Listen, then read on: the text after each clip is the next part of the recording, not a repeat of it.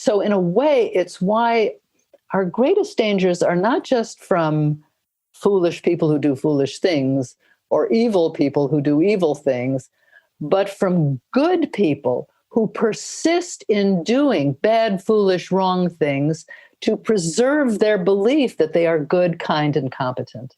See, that's the non-obvious message of understanding how cognitive dissonance works. Welcome to Brain Science, the podcast where we explore how recent discoveries in neuroscience are helping unravel the mystery of how our brain makes us human.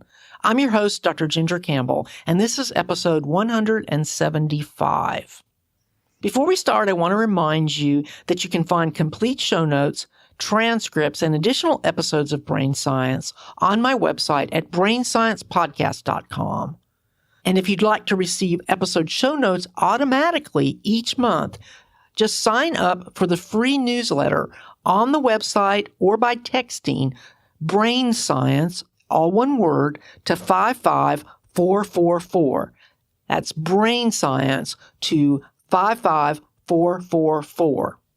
You can send me email at brainsciencepodcast@gmail.com, post voice comments at speakpipe.com/Doc Artemis, and also post to the Brain Science Podcast fan page on Facebook. All your feedback is greatly appreciated. Today, we will be talking with Dr. Carol Tavris about cognitive dissonance. Now, you may have heard the phrase used recently by the mainstream media, but our goal today is to get a clear understanding of the scientific principle and how it might shed some light on recent events.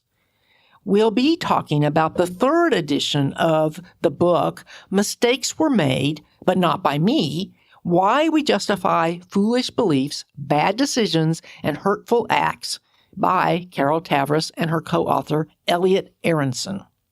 I guess I should issue a trigger warning because I realize that any mention of Donald Trump is potentially polarizing.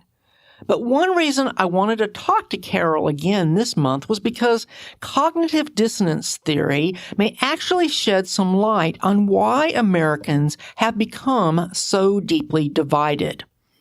Also, for those of you outside the United States, our conversation may give you a new perspective on these same events.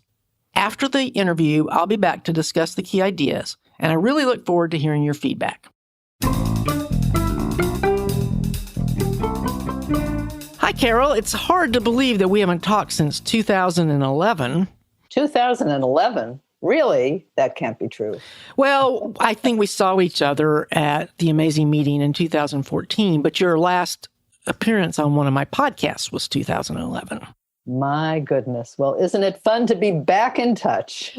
Absolutely. And I'm really glad that you could come on because I think that understanding cognitive dissonance is becoming more important than ever.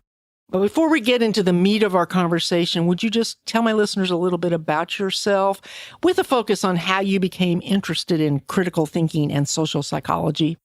Well, I came from a family that emphasized critical thinking without calling it that.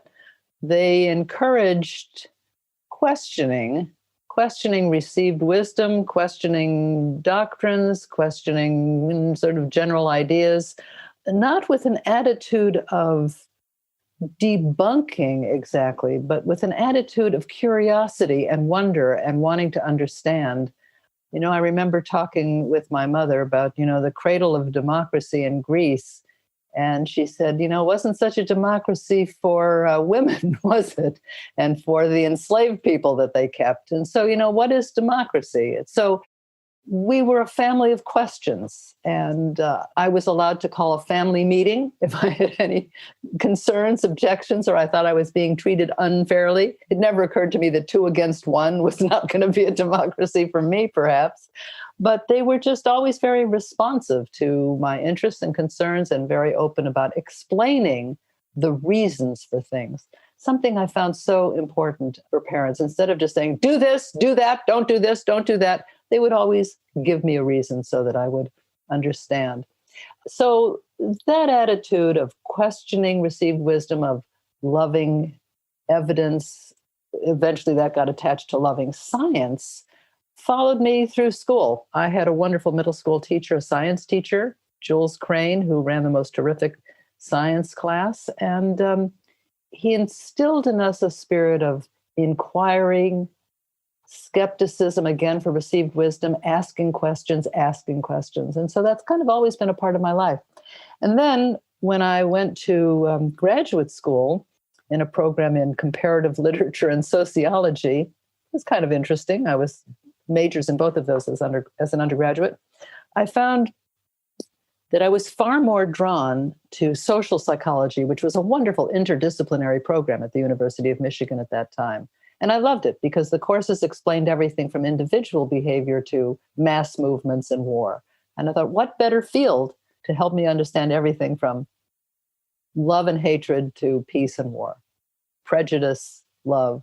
There's no human topic that social psychologists don't study. So I just found myself in Clover and never looked back. As a field of understanding, I really love social psychology because it takes us out of ourselves, out of a framework that looks only at the individual, but instead understands how our environments, our social worlds influence everything that we do. So that was my scientific beginning, if you will. And then I ended up developing a career in writing about psychological science for general audiences. When I was starting out, people used to laugh. Psychological science, it's an oxymoron, right? Like, military intelligence. Psychology isn't a science. What are you telling me? It's a bunch of therapists analyzing your behavior. Psychological science is, of course, the field of scientific research on human behavior. And now we actually have science behind our name. And we talked a lot about that the last time, and I'm actually planning to put your last interview into the feed, so that's why I'm going to be careful that we don't totally duplicate. But yeah, and now there's a whole subset of neuroscience, social neuroscience, which I guess overlaps with social psychology, right? Well, overlaps is absorbed by, there's no field that has not been interested in neuroscience. There's so many specialties, neuro law, right? Yeah. Actually, partly that stems from where the money is. The money is in brain research. And so if you can add a brain to your study of whatever your study is, you're immediately doing better science. So many people think. And of course, there are many amazing discoveries that have happened because of our ability to study the brain. But there's also been a tendency to reduce behavior to the brain, as if we somehow understand ourselves better if we can attach an MRI to what we're looking at or thinking or feeling. So there's been a lot of oversimplification and reductionism in some of the neuroscience, I think, as well. That's a definite hazard. I'm often getting emails from a few listeners who think that neuroscience would eliminate the need for psychology. I think that's not true because we need a way to look at, like you say, the bigger picture. If you try to cure drug addiction and all you look at it is the brain, it doesn't work very well. No, that's exactly right. It's so appealing to think that if we can see what the brain is doing while we're looking at a picture of a loved one, for example, that tells us something about love. But the brain will be doing the same thing if we're looking at a luscious hot fudge sundae, or a beautiful painting or something else that really delights and excites us. But the idea that we know something about love by looking at where in the brain is lighting up while we're looking at a loved one, we really haven't learned very much, but somehow it feels like we do. One of my favorite studies ever was a study of a lecture that was given to two different audiences about psychological topics having to do with empathy and love and so forth. One of the audiences got to see MRI pictures of the brain while the lecturer was lecturing, and in the other, the lecturer was giving exactly the same lecture but without the brain pictures. And everybody thought, oh, the lecture with the brain, that was far more scientific, even though there was nothing really said about the brain. Look at this picture where the brain is lighting up. There's something quite compelling to think that we can somehow understand all of the complexities of human interaction by seeing what is lighting up in the brain as we are behaving in a certain way or thinking certain thoughts. One of the problems, it's wonderful to understand the contributions of brain science to human behavior, no question. But one of the things we're losing is, shall we say, the other bookend in understanding human behavior. And that is the role of culture and the environment in affecting our behavior. It is as profound an influence on us as any of our hormones or neurons or brain chemistry might be doing. In fact, we tend to think that the brain and behavior is a one-way street. My brain does these things, and so I behave in certain ways.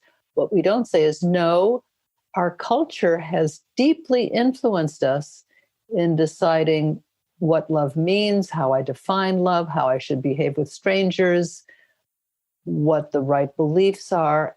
And that influence from culture in turn changes our brains and influences our brains. So it's a two-way street. Right. And there are a few people working in that area, but they tend to get lost in the ones that are all focused on where, like where was the most important question. They don't get the money. No, they don't get the money. And you know what? It's sometimes harder to do really good cultural studies than it is to do brain studies. And the cultural studies aren't as sexy. If I say, look, culture is different in these nonverbal rules, like how close do I get to stand to you when we're having a conversation? Everybody assumes that's just a normal thing. I just stand within arm's distance of you or whatever is a comfortable distance. And we don't realize that cultures differ greatly in what approved conversational distance is. Where does that come from? That comes from the rules of your culture. You have to stand nose to nose, as in the Middle East, or you stand 2 blocks apart, as in Northern Europe. I'm exaggerating, you understand. And of course, COVID is making everything different. Exactly. COVID, Me Too, that has profoundly affected touching rules, of course. I want to break in here for just a moment to remind you to buy the second edition of my book, Are You Sure? The Unconscious Origins of Certainty. You can get it from your favorite online bookseller or on my website at brainsciencepodcast.com/books. And don't forget to post a review.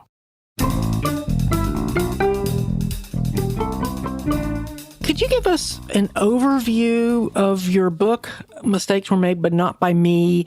Especially tell me a little bit about why you and Elliot decided to release a third edition. When we first began this book, which was a very long time ago, you understand that Elliot Aronson is one of the greatest living social psychologists in our country and has been for many, many years. Cognitive dissonance was really the major contributions of his life work. There have been many, but this was an important one because he advanced the theory that he was developing as a graduate student with Leon Festinger back in the 1950s into a theory of self-justification, an understanding of why exactly it is so difficult for people to admit they were wrong, that a belief that they're holding is out of date, that a practice they have adopted, whether professionally or personally, is wrong or even harmful. Why, when we have evidence that we've harmed another person, that we've done something unethical, immoral, foolish, stupid, or incompetent, we so rarely say, why, thank you for this information. Allow me to make amends immediately and apologize and change my ways. We do not.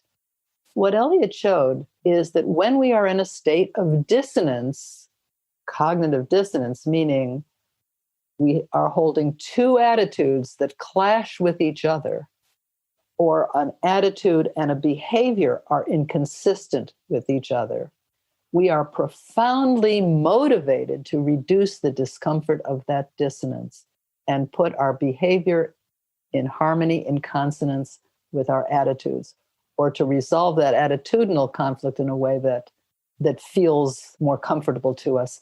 We say in this third edition, we have the example of Sarah Silverman, which I think is exactly right. Sarah Silverman did a YouTube on how she was feeling when her good friend, Louis C.K., was caught for his sexual offenses. It's a beautiful example of someone in a state of dissonance. What she says is, here's how I feel. I absolutely love this man. He's been my friend for 25 years. I adore him. He's a wonderful friend, a wonderful father. I think the world of him. And what he did was reprehensible, and is not to be accepted or tolerated. Now, see, that is a perfect statement of someone in a state of cognitive dissonance. So what most of us are inclined to do is throw away the friendship or minimize the seriousness of what the friend did. I mean, that's the mechanism. That's the mechanism of cognitive dissonance. It's like having a hot potato in the brain. I just can't stand this. It's so uncomfortable. You're telling me that my favorite celebrity, my favorite actor, my favorite friend has done something reprehensible. What do I do to reduce that discomfort? And what Elliot went on to show is that the discomfort is greatest when it applies to us, when we are given information that we did something really heinous, immoral, or wrong, or incompetent. So in a way, it's why our greatest dangers are not just from foolish people who do foolish things or evil people who do evil things, but from good people who persist in doing bad, foolish, wrong things to preserve their belief that they are good, kind, and competent. See, that's the non-obvious message of understanding how cognitive dissonance works. The doctors who refused to change their practice from radical mastectomy to lumpectomy, when the evidence showed that a lumpectomy would be just as effective in saving their patients' lives, they couldn't give up the radical mastectomy. Was it because they were incompetent doctors? Not at all. It's precisely because they saw themselves as good, compassionate doctors that they were so reluctant to accept the unmistakable new evidence. So cognitive dissonance was discovered. Is discovered the right word? Invented. The theory was invented. You invent a theory. The theory was around 1956, I guess. How was it tested? So here's the sequence. Leon Vestinger invented this theory, indeed, in the mid-50s. And then Elliot advanced it into this theory of self-justification and how you test it, how you measure it. And there have now been literally thousands of experiments testing every aspect of cognitive dissonance theory. There are many other theories and terms that have come along that add to it or have replaced it, the backfire theory or, other names for the phenomenon, sunk costs we hear about too. All of them are really aspects of the same mechanism. And Elliot and his students and colleagues did the most gorgeous experiments to determine exactly how dissonance works and made some remarkably non-obvious predictions that dissonance theory supported. So, for example, you're a student in my lab. I tell you that I'm doing an experiment on sorting thread spools into boxes. It's the stupidest, most boring thing I could possibly ask you to do. And you do this for an hour, you do the spool sorting, fine.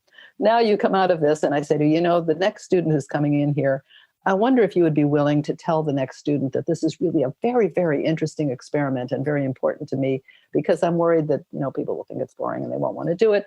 And I'll give you $1 if you will tell this little lie to the next student. I offer some students $1 to tell the lie and other students $20 to tell the lie to the next student who's coming in.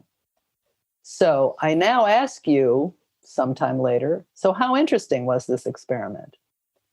Which group do you suppose would have decided that actually the spool sorting was more interesting than I had realized at the time? The ones that got paid to lie? Well, they both got paid to lie, but some got $1 and some got $20. And what they found was the students who got $20 said that experiment was just what they originally thought it was, dull, boring waste of time. But the students who only got $1 to lie said, you know what? It was actually pretty interesting. And what Elliot and his colleagues realized is to justify being paid for the lie you're telling, $1 doesn't do it. $1 is nothing. So they had to say, if I'm lying in this way, it must be because it's not a lie. I really did believe the experiment was more interesting because $1 isn't enough to justify the little lie you're telling. There were lots of experiments like this. One of the most famous that Elliot did was called severity of initiation on liking for the group. That's one of the most famous, and it characterizes us in 1,000 different ways.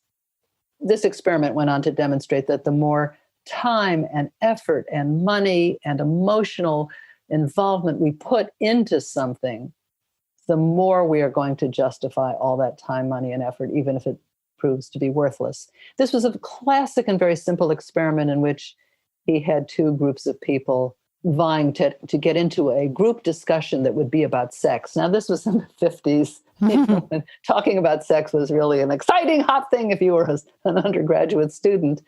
So the students, to get into the group, had to recite out loud to the experimenters a list of sexually embarrassing words. And they were embarrassing words for students at that time.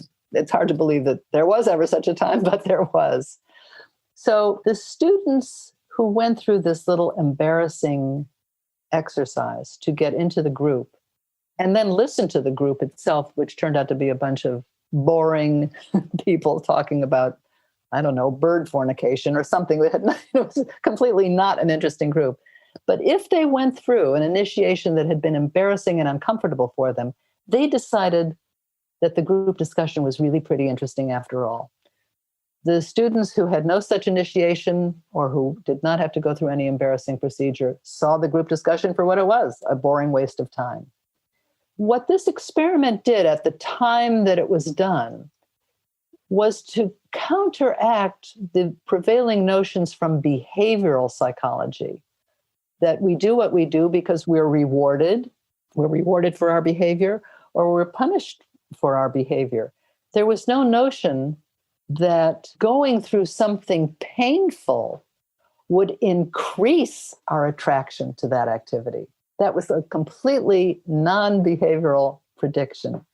That's where they understood the power of cognition, of our mental processes in assessing what we're doing and deciding what we feel about it. So that was one of the really important contributions of the initiation experiment, as it came to be called. As Elliot says, if you are hit by a flower pot on your way to a group discussion, that is not going to make you like the group discussion anymore if you're accidentally hit by this flower pot. But if you agree to have a flower pot dropped on your head in order to join the discussion group, then you will definitely like that discussion group more. And of course, we see how that works for military hazing or fraternity hazing and similar processes to get people to feel bonded to and loyal to a group that they join. I want to back up to something that we spent some time on last time, and I think we should revisit. Well, two things. On the subject of the fact that we all do this, the story of Elliot's canoe. You like Elliot's canoe? Oh, well, first of all, yes, it's a wonderful story because it shows, indeed, that all of us experience dissonance. Whenever I do, I call him up and say, Elliot, help. I'm in a state of dissonance here. What should I do? Anyway, Elliot had gone to Minnesota to accept a position on the faculty at Minnesota. He and his wife were deciding about a house to buy. And he wanted to buy a house that was right near campus because he liked the idea of hanging out with his grad students and being able to invite people over. And it was close to school and it was convenient, it was easy and so forth. But his wife really liked a house that was quite a distance away, but it was on a lake and it would be better for their 4 children and it would be better for the kids and for her and so forth. But it would be a longer commute for Elliot. And so after much discussion, toing and froing, and it'll be so nice, we have a lake here, he yielded to the house that was a commute away on the lake. Fine. One nice winter day, he's driving along, it's freezing, and he sees an ad in the paper for a canoe. And so he stopped and thought, oh, what the hell, and bought the canoe. Okay. He comes home with the canoe on the top of his car in the middle of winter, dead winter, when the lakes in Minnesota freeze over. The joke is, that spring is here when a car drives over the lake and sinks. That's how you know summer has come to Minnesota. And it's dead winter with this canoe, and his wife looked at him and burst out laughing. And he said, why are you laughing? And she said, ask Leon Festinger. And Elliot said, of course, I bought the canoe to justify our decision to having moved to this place out in the countryside because I would be able to use a canoe on the lake in the summer. eventually. He said, all winter long, it served to remind me that it was a good decision. So, yes, we all do those things. We all do those things. And that's quite a benign one and a very nice way of reducing dissonance. And besides, I do hope they use that Canoe. And the other thing we talked about last time that I think you sort of touched on was that metaphor of the pyramid of choice. I mean, we see this going on in what we were just talking about. The pyramid of choice is, I think, the central metaphor for our book. And it's one that many, many readers have said has really been helpful to them to understand their own behavior and the behavior of their family members and political leaders and everybody else, because it works like this. If you imagine that you and another person are standing at the top of a pyramid, just imagine a big triangle or a pyramid as ever, and you're standing at the very top and you're side by side, and now you have to make the decision. Vaccines are safe or they're not. Buy this car or that car. A decision, any decision. Vote for Trump, don't vote for Trump. The example we use in the book is two students who have the same attitude about cheating. They don't think it's a good thing to do, but they don't think it's the greatest crime in the world either. This was based on an actual experiment. So now these two students are taking an exam, a final exam. It's a really killer, important exam, and they freeze on a crucial essay question. They have no idea what this question means. It's written in some other language they've never seen before in their lives. When a fellow student makes her answers clear, available for cheating, what do? Cheat or not cheat? One cheats for the grade, and the other does not cheat to preserve integrity. Now, this is the key thing. The minute they take an action, cheat or don't cheat, their attitudes about cheating will change to conform to what they did. So the student who did not cheat will now think cheating is really a serious crime. It's not a victimless crime. Everybody suffers. And I really do oppose cheating. It's a bad thing. The one who cheated will now minimize cheating as a crime. Oh, please, everybody cheats. It's just this once. I'll never cheat again. I really needed this grade, or I will never get into graduate school and my life will be ruined. Over time, as they slide down that pyramid, their attitudes toward cheating will harden and re-justify themselves until when they're at the bottom of the pyramid, at the base, they are far apart from each other in their attitudes about cheating.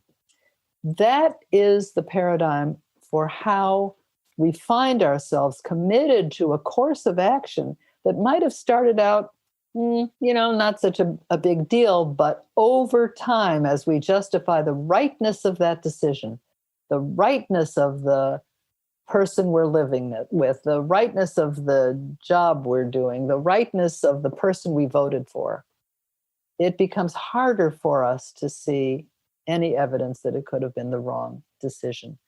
And it's also why when we look at somebody who's at the bottom of the pyramid, enmeshed in a cult that is about to call for their suicide, or deeply devoted follower of a demagogue, how did that person get there? What are they doing? That's a crazy thing to do. What we're not seeing is all the steps that they went through from that initial decision to the bottom of the pyramid. And indeed, by the time they're at the bottom, it's harder and harder to go up, because if you do go back up, you have to say, oop, that first thing I did was the wrong thing. So that's why we're inclined to put good money after bad and stay longer in a relationship than is good for us, stay more attached to a demagogue when it's time for us to peel away. That's the mechanism. You can now say goodbye to repetitive text entry, spelling and typing errors, and trying to remember just the right thing to say. With the TextExpander, it's easy to say the right thing with just a few keystrokes. It's easier than copy and paste and using scripts or templates, because TextExpander snippets allow you to customize what you write without repetitive typing. Best of all, you can use it on any platform or in any app, anywhere you type. I love having TextExpander as my sponsor because I literally use this app countless times every day. If you want to give it a try, Just go to TextExpander.com/podcast for 20% off your first year. That's TextExpander.com/podcast. And don't forget to say that you heard about it on Brain Science. Why did you decide to write a third edition of Mistakes Were Made But Not by Me? So when we first wrote this book, Elliot provided the theory, if you will, the research and the history on cognitive dissonance theory. And many of the topics of the chapters in that book had come from work that I had done over the years: memory, the criminal justice system, families, family relationships, war and peace, rifts, family rifts, international rifts, the psychotherapy world, the time of the recovered memory phenomenon, this disastrous national hysteria perpetrated by therapists who had no knowledge of psychological science, no knowledge of how memory works, for that matter, not much understanding of child development either. So I was familiar with these social movements and hysterical movements that were so devastating to the people involved in them, and which had resulted really from a profound lack of understanding of psychological science. So we wrote this book with a chapter in each of these areas. And then in 2015, our publisher said, well, it's been a number of years. How about some updates? What's new? And for that edition, we wanted to say something we had not said the first time around. The theme of our book is that cognitive dissonance is really painful, really uncomfortable. And we are so motivated to reduce it that we often jump to a decision, sometimes spontaneously without thinking about it very much, but that once we've made a decision, we will then be motivated by the confirmation bias to only see the evidence for the rightness of our decision and ignore and overlook and forget and trivialize any information suggesting we were wrong in that initial decision.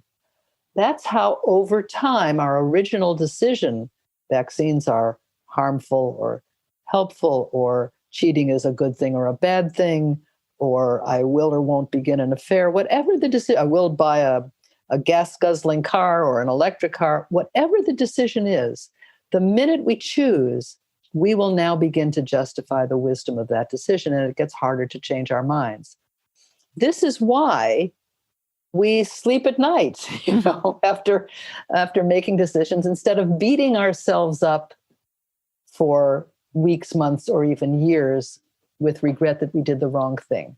And Elliot in particular and I agreed that that should really be the focus of our book, because it explains why people stay stuck in personal decisions and professional ones and political ones long after they should.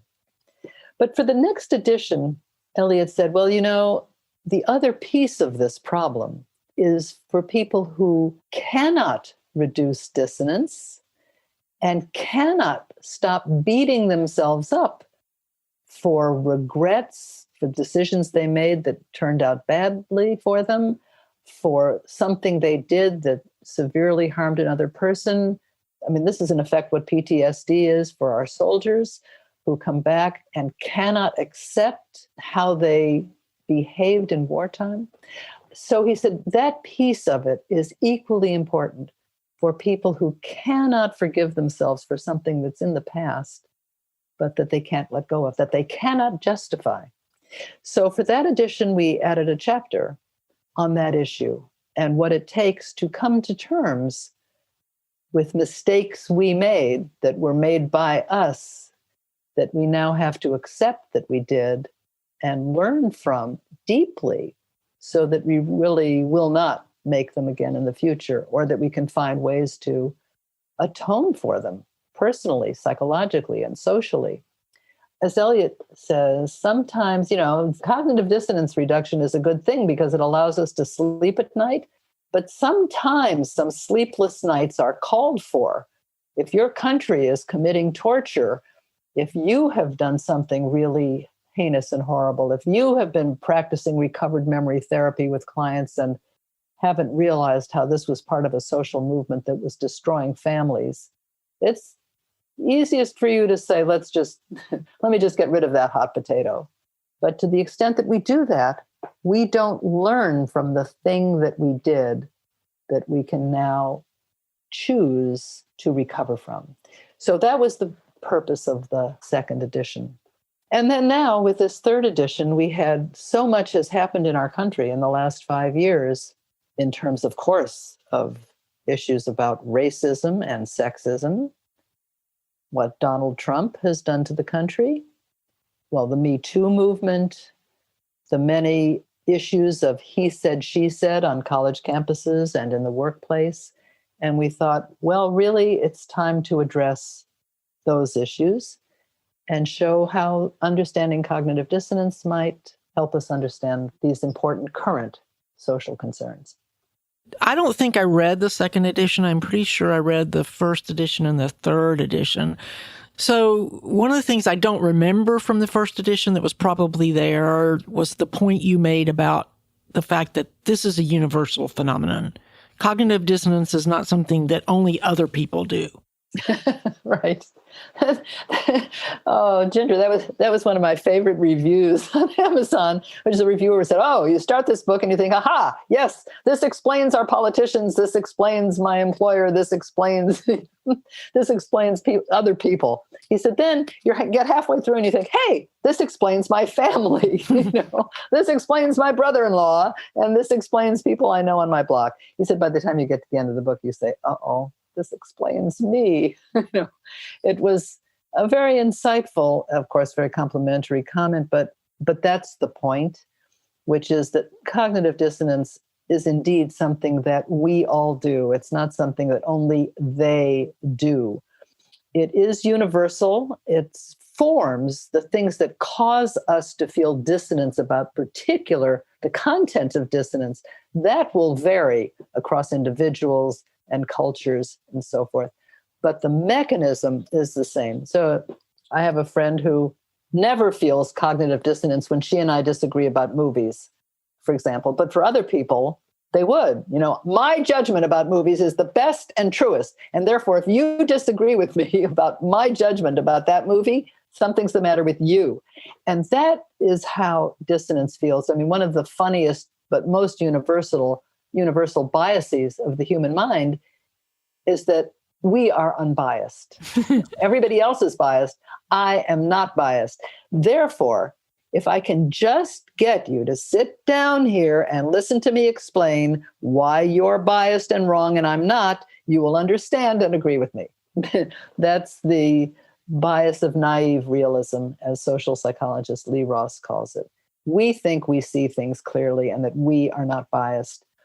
But what cognitive dissonance theory shows is that we all feel that way. And when our beliefs are the most important to us, when we feel most knowledgeable, when a belief is a part of how we see ourselves, how we define ourselves, central to our self-concept, then it is really, really difficult to accept the evidence that we were wrong and that we should change our mind. And how this works is, in larger terms, and I think the reason that cognitive dissonance theory is in fact universal is that it binds us to our group, our community, our tribe. We let our group identities do our thinking for us. And this is true for everybody, Democrats, Republicans, Libertarians, Independents. If you define yourself as a member of a particular party, then you are pretty much going to accept your party's programs and policies as being the same reasonable ones. And even if the same policies, I'll back up one step. In many experiments in which, whether you're Israelis and Palestinians or Democrats and Republicans, and you're given a policy idea and told it's something from your party, you will think it's acceptable. If you're told that the exact same policy has been proposed by the other party, you will think it is reprehensible and wrong. This tells us that it's party identity that's doing our thinking for us and not the actual content of the issue. I mean, we've seen this, for example, this evolution in the Republican Party since it was Richard Nixon and the Clean Air Act. that began a movement toward environmental health, right, for our country. And now that's, those policies are considered, many Republicans would consider them as completely wrong democratic, plots against us personally. How did Republican views of environmental legislation change so rapidly? Because as the party changed, my support for these policies changed accordingly. That's how the mechanism works. Yes, it's universal. We tend to let our affiliations that are important to us, if they're political or religious or local, shape what it is we believe, and then we hold tenaciously to that belief. It's consonant for us if someone in our party does something terrific, but it's dissonant if someone in the other party does something equally terrific.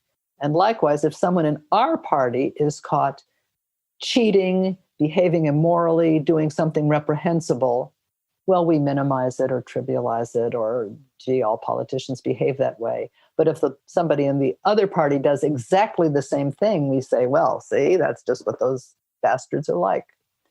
This mechanism is a shorthand that allows us to get through the day without having to question or examine everything we think we think. But sometimes we really better rethink what we think we think. Given how tenacious this phenomenon is, what do we do about it? Because, it seems at this point in time to be tearing the United States apart, because cognitive dissonance is such a large factor in current events. Yes, it absolutely is. Well, it's the biggest question I get. A book club in I'm told I have to say Huntsville, Alabama. Did I pronounce that right? Huntsville, that's correct. My hometown. Okay. Well, there you go. They were having, it's really the national question. How do I talk to my family who disagrees with me about Donald Trump? How do I talk to them? The politics in our nation truly have become horrifically polarized. It didn't used to be that Democrats and Republicans saw each other with such animosity that it was, worse to think of your child marrying one of them people than any other kind of category. So yes, it is indeed a very difficult issue, and I think one increasingly important. So that is why in our last chapter about Trump, democracy, and the demagogue is what it's called, we don't talk so much about the difference between Democrats and Republicans in their views of Trump. We talk about Republicans and Republicans in their views of Trump, because he is unmistakably a demagogue by all criteria that historians agree on. Someone who rallies people by rousing fear and anger, someone who is divisive, someone who summons scapegoats to be attacked, someone who is divisive. This is a very dangerous person for our democracy, because he has been trampling on democratic norms and values and institutions since day one. Now, that is one of the most dissonant creating understandings there could be. And at the very beginning, Trump was not elected by Republicans with, full-throated song. Many did just fall for him immediately and still do. But most Republicans who voted for him, or the Democrats who voted for him, did so holding their noses over his unmistakable racist comments and sexist comments and bigoted comments of all kinds, and feeling this is not a presidential guy, but so what? He's going to give us politically the things we want. And that is how I will justify my voting for him. Adults in the government will take care of him and make sure things run right. And meanwhile, I'll get my tax cuts and my Supreme Court justices. Okay, a lot of people make decisions to vote that way. They don't love everything about a candidate, but they vote thinking this person will do most of what I want. But it's been fascinating to watch how Republicans have peeled away from that original justification for voting for him over time. And we're seeing this emerging more and more as People in his administration have been writing expose books about his incompetence, his childishness, his narcissism, his mental instability, his cognitive failings. You can see as they write the dissonance they felt and their efforts to justify first why they stayed with him as long as they did, out of party loyalty, out of hopes for the country, whatever the reason, until the point where they could no longer justify their support of him. Some of the most conservative Republicans have been saying, this is not the Republican Party I ever supported. So that's the story we wanted to tell in the last chapter. It's not even as much about Trump as it is about how it can happen that a nation can put its hopes into a leader who can lead us off the cliff, and how fast that can happen, and how hard it is to say, I was wrong to do that. So that's really the story we wanted to tell. We begin this chapter with the story of Pope Pius XI, who became Pope the day that Benito Mussolini was installed as Prime Minister in Italy. And the way that the Pope, hoping that Mussolini would do well for his church, swallowed indignity after indignity after indignity to get the ends he wanted without thinking about the means that was getting him there. And it's an important, I think, essential parable for our times as well. That story of the Pope is very powerful and illustrates the principles very well. Do you have any insights or particular comments to make about how we see cognitive dissonance playing out in behavior toward the COVID epidemic? Yes, in fact, Elliot and I wrote a little piece for The Atlantic on this, which has been picked up in many places. See, this is very interesting. Had the administration, had Donald Trump said at the outset, we are now facing a horrific pandemic. We are going to learn from the pandemic of 1918, when many people refused to wear masks. They hated masks. They thought they were an infringement on their freedom. And we saw the disaster that ensued when, in the pandemic, people failed to follow that very simple procedure to reduce the risk of infection. There was no uniform, clear statement about masks. I will say, Dr. Fauci, who said, don't wear masks, they really don't do much, it's not very helpful. He was doing that because he was worried that there would be hoarding of masks, which our health professionals so desperately, desperately needed, and there were not enough masks in preparation. But instead of saying we need them for our health workers, the rest of you guys go wear a bandana until we can get more masks. Anyway, the point being that there was no uniform, clear statement to the public about what the country as a whole needed to do, what we as individuals needed to do. And as a result, that meant that individuals and individual states could decide what they wanted to do about these procedures. And very, very quickly, now, as in 1918, the issue of masks became a symbol of your political affiliation. So many people saying, I'm not wearing no mask. It's an infringement on my freedom. I can't breathe. It's going to keep me from breathing. It's, going to kill me. Whatever the rationalizations. You see, you could see as long as it became a sign that if you were wearing a mask, you were a damn Democrat, as opposed to a healthy American, right? As soon as it got defined that way, then people felt, well, if I have to choose between my loyalty to the president, who's not wearing a mask, and putting myself at risk of catching this terrible disease, I'm going to go with my president. See, that is the fascinating thing about how dissonance works. People will reduce dissonance in a way to justify their identity or their loyalty or their belief, even putting their own lives at risk. We have seen this over and over, not just in dealing with the pandemic, but in dealing with so many other beliefs that people have. I'm not going to have my children vaccinated. I'm not going to have this medical intervention that will save me, because if I do that, I have to admit I was wrong. I have to admit I was wrong. And you look at people like this and you say, have to admit that you're Wrong. Why is that so hard? Well, cognitive dissonance explains why it's so hard. So yes, tragically, dissonance is all too apparent in the issue of masks. And I fear possibly when vaccines become available, if people see masks as a political decision rather than a medical one.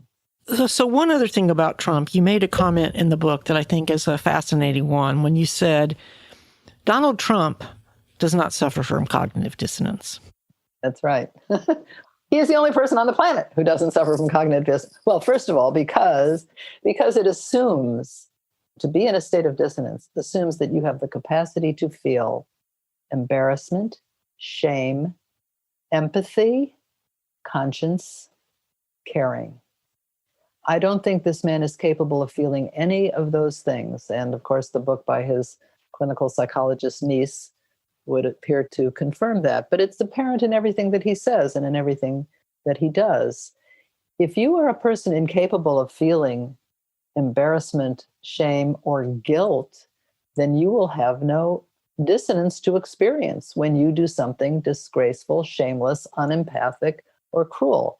A con man or con woman does not feel dissonance that they have just cheated an old person out of their life savings. Dissonance? Why would I feel dissonance? What an idiot person to let me steal their money. It's on them. Okay? They don't feel any responsibility or empathy toward the person whose life they've just ruined. I think Bernie Madoff feels miserable about the people whose lives he ruined? No. So that's why we say Donald Trump, I won't say the only person on the planet, but one of the few on the planet, has no dissonance to reduce because he cannot seem to experience these fundamental human emotions that underlie it. But he does seem to know how to use it because, I mean, it struck me the very first time he was caught in a lie 10,000 lies ago. 20. We're up to 20,000. Yeah. But the very first time he was caught, he said, the press is out to get me, which that just feeds into the self-justification of his followers, right? They can say, they're just out to get him. He's not in the wrong. Exactly. Well, first of all, the minute they came up with that loathsome, disgusting term, alternative facts, just a reprehensible term. You're going to a doctor for surgery. You want that doctor to be relying on alternative facts to what you are suffering from? Well, good luck to you. No, what Trump began doing from the beginning was the demagogue's playbook. You make the press the enemy quite explicitly, as he did, and you justify everything that you do as being the absolute right thing to do. Fox News is Trump's propaganda machine. We saw over and over in writing our book how, see, when I said how party affiliation determines how we think, the specific sentences that Trump's followers could use to justify Trump's lies, unpresidential behavior, racist, bigoted remarks, and so forth, perpetuated on Fox News over and over and over again. The same sentence then turns up when people were interviewed at Trump rallies. Oh, he doesn't really lie. He just sometimes exaggerates for effect. Or he's not really a racist. I mean, he likes to rile people up. He's unpresidential, but that's a good thing. Who wants anybody to be a stuffy old presidential president? I mean, all of these justifications allow them to think he's just being unfairly, as Trump himself says over and over again, being unfairly vilified by the press, rather than, well, he's not going to accept any evidence that he's not the most popular president in history, let's put it that way. So we're almost out of time. Is there anything else that you feel like is really important to mention before we close? Well, I would just say this, our poor battered country, our poor divided, battered, polarized country.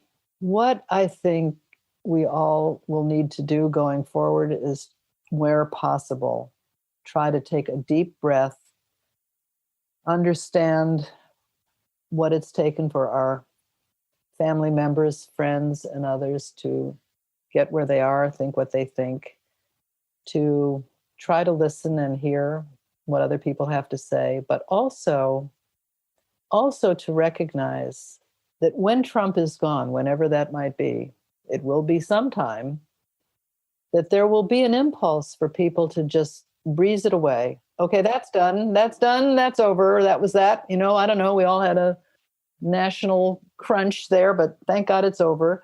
Many of the people who supported him, as one young woman said to an interviewer, I'm so embarrassed. This was my first election and I voted for him and I'm so embarrassed.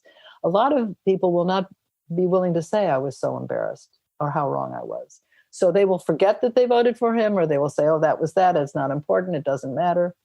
What we're facing right now is actually a fascinating time in our nation's history, a chance to look at our sins about race and class and ethnicity and this president afresh. Wouldn't that be a good thing? I guess I can dream, can't I? But the idea would be, as Elliot says, live with a few sleepless nights. I don't mean literally sleepless nights. Live with the dissonance. Live with the dissonance until we understand its components and might be able to find a better, saner way of reducing it. Well, it's great to talk to you. We should try not to wait so long next time. Well, I don't know how many more editions of this book there will be, but well, maybe you'll write something else and keep me posted about that. And I appreciate you writing a little blurb for my book too. That was nice of you. I actually think there's quite a bit of overlap between the theme of Are You Sure and this book. Well, you know what? I was actually going to mention that one of the ways that people have of reducing the discomfort of dissonance is by shouting, sometimes literally, but sometimes figuratively. The more I can yell at you for daring to raise some issue that I don't want to admit is right, I just shout you down. In fact, there was one article on dissonance called When in Doubt, Shout. It's a very effective maneuver. You've said something to me, and if I were really to pause and listen to it and take it seriously, I might have to change my mind. Therefore, instead of doing that, I just try to shout you down. You're an idiot. You don't know what you're talking about. I'm not wearing a mask, okay? And that is, in a way, a sign itself of the discomfort the yeller is feeling. Because when we're really convinced that we know what we're doing and of the wisdom of our belief, we don't need to shout, do we?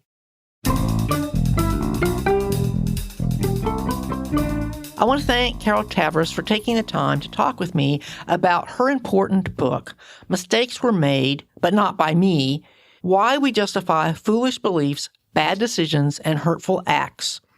Of course, her co-author is Elliot Aronson. A key idea to remember about cognitive dissonance theory is that it is a theory about self-justification. Cognitive dissonance captures the idea of mental conflict. It can occur when we face evidence that conflicts with our beliefs or when we do something that conflicts with our own self-image. There's a natural drive to eliminate this discomfort, even if the conflict is unconscious. Thousands of experiments have replicated the evidence that self-justification begins the moment we make a choice. The pyramid of choice captures a very essential element of this process. Two people who make different choices may end up very far apart, and given the failings of human memory, they might not even remember what the first decision or action was.